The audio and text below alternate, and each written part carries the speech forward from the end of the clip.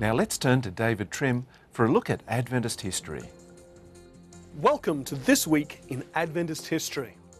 On January 4, 1875, Battle Creek College, the first Seventh-day Adventist higher education institution, was dedicated. It evolved from a private school established in 1868 by G.H. Bell. By 1873, enrollment was more than 100, and in March of that year, the 18th General Conference session voted to establish and own a college and to raise money for a dedicated building. By the end of 1874, an astonishing sum had been raised, $54,000, the equivalent of around $14 million today.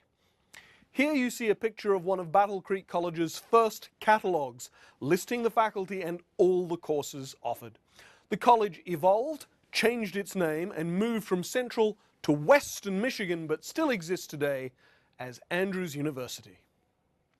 Also on January 4, but 57 years later in 1942, the first nationwide Voice of Prophecy radio broadcast took place to the 89 stations of the Mutual Broadcasting System.